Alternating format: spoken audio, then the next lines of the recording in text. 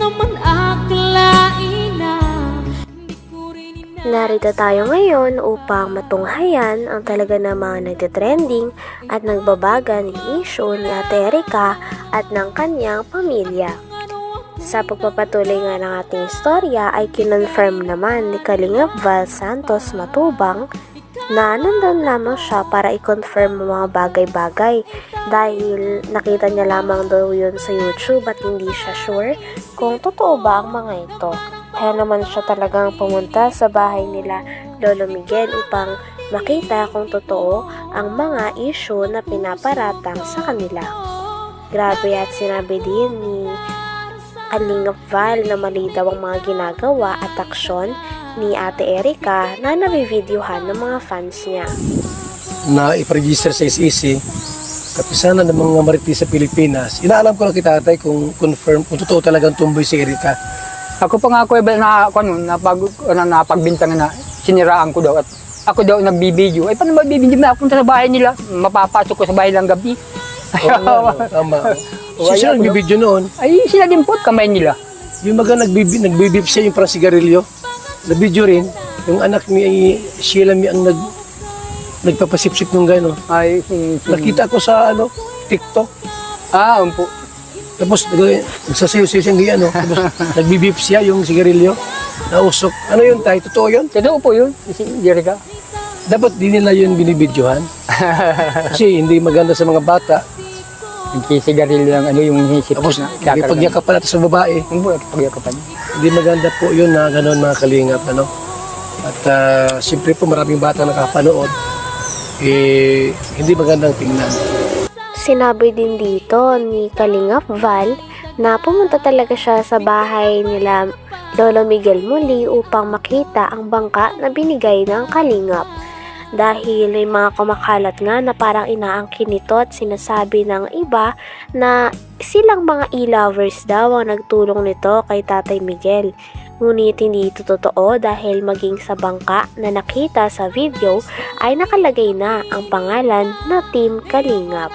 Kaya hindi na daw ito maaagaw o mababawi dahil ang mga kalingap ay hindi nagbabawi ng tulong na binibigay nila. Sinabi din nila dito at sinabi ni Kalingap Val na wala daw talagang monetization ang kanyang channel dahil baka daw yung mga tao na nagbabash sa kanya na pinagkakakita niya lang daw ang pag-vlog kay Lolo Miguel. Hindi maganda po yun na gano'n, mga kalingap. At siyempre po maraming bata nakapanood. Hindi magandang tingnan. So yun, Tay, kinakonfirm ko lang yung bangka ha, kasi akala ko kung saan na. Ayan po, nandiyan.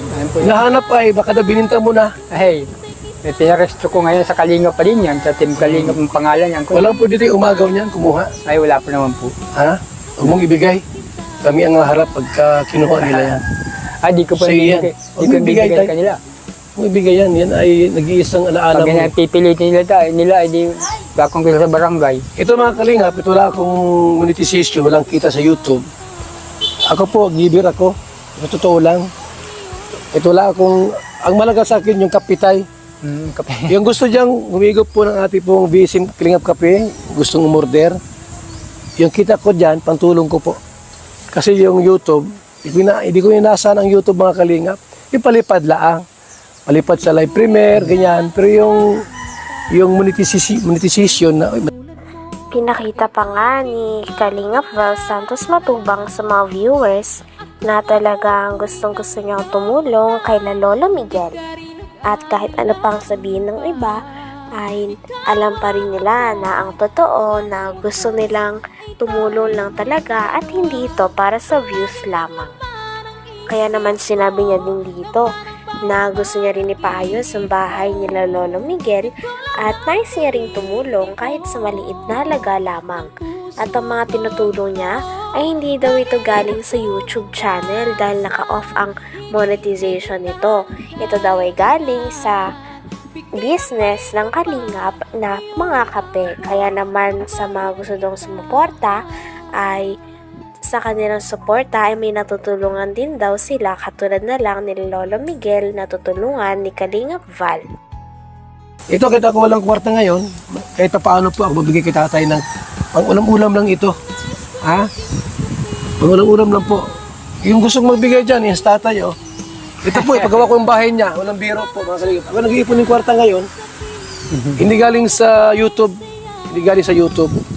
Galing sa DSN Kalingap Kape. At sa mga nagmamahal dyan, sa Team Ko, shout out. Kay Inday PB, Team Marites, mga team dyan na handang tumulong. Ito po. Itong bahay nila po, ipapagawa ko ito po. Tatlong palapag. Pag may pera. Pag wala, ano lang, simpleng bahay lang kay tatay. Di ba tay? Ang mahalaga po, wag lang tumutulo pag naulan. Yan dyan si nanay po. Nakakaano naman na bulag na po ito. Ay malabo na ang mata. Siyempre may edad na po. Ano? Pero ito sa tatay po ay 66 na raw siya. Ha? O yung mga e-lovers dyan, akala ko may yaman kayo. Dito din ay piniliwanag ni Kalingap Val Santos Matubang na naka-off ang monetization sa kanyang YouTube. Kaya para sa mga tao na nagsasabi na pineperahan niya lang daw at para lang sa views, kaya niya ini-interview si Lolo Miguel, ito daw ay hindi totoo. Dahil para kay Kalingap Val, okay lang na mawalan na lang siya ng pera at mga views dahil ang kanyang intensyon talaga ay maipalabas sa kanyang YouTube kung ano talaga ang kondisyon at kung ano mga saloobin ng mga tao na naghihirap na iniwan sila ng kanilang mga apo. Yeah? Laki naman yan. Okay na yan tay. Baka sabihin niya Para maingit sila. lagi ako bibigyan. Hindi. Masama ako na tamad talaga. Galing tayo sa Bisin Kalingap Kape. Kung magkano lang kita tay, hati-hati tayo. Salamat So mga po. Kalingap, yan po. Salamat Yung po. bangka tay, ipapagawa ko rin yan ha. Huwag ka mag-alala. Dapat po, mahalin yung mga senior, mahalin po natin. Hindi lang puro bata ang ating mamahalin. Higit sa lahat po yung mga senior citizen. Yan ha. Walang kita ako sa YouTube, naka-off yung monetization. Pero ako po yung natulong kahit walang pera. Salamat po sa ating lahat. Salamat po, Kuya Rab. Ito po, mga Lapi Kalingap. Ram, binigay mo sa akin. Ito mga Laking 1-2 tulong ito. Siminto. 1-2 ito na hollow blocks. Nay! Huwag ka na yung malungkot. Ang Team Kalingap nasa likod ninyo. Ha? Opo, Nay. Kung wala yung mga apo ninyong dalawa, na mga salawahan, tinakwil kayo, kami hindi po. Ano? Hindi kami Paniliwanag pa ni Lolo Miguel na mayroon talagang kakonsyaba sila Ate Erika at ang kanyang ate na si Sheila May. Kaya naman ganyan daw ang nangyari. May mga tao din kasi na sumusulsol talaga sa dalawa.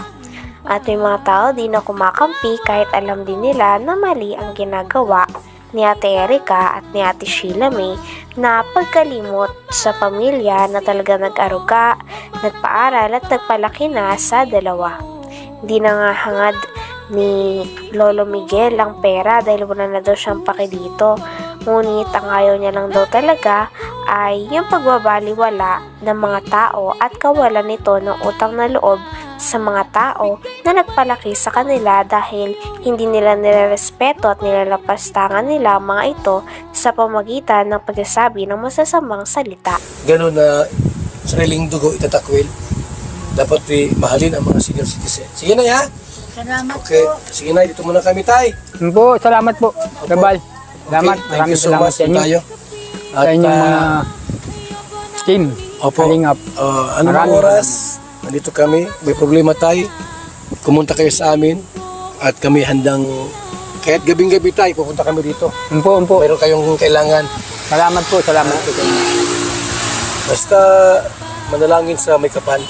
Okay tay. Umpo. Yung microphone, kunin ko muna. Dito. Atay, salamat ha. Opo. Thank you. Mga Kalingap. So, confirm po na yung bangka nandiyan dyan lang. Okay na. Hindi po siya, tamad. Tatay, masipag po yan. Siya mga anak niya, sabihin tamad. Inuhin kayong siyam na anak, tapos sabihin tamad. Huwag kayong ganyan. Salamat po, mga Kalingap, mabuhay. God bless po sa ating lahat. Bye-bye na pagsamantala. God bless. Hanggang dito na lamang muna ang talaga namang nagtitrending, nagbabaga at napakainit na issue ni Ate Erika. Maraming salamat sa inyong panunood. Hanggang sa muli. Bye!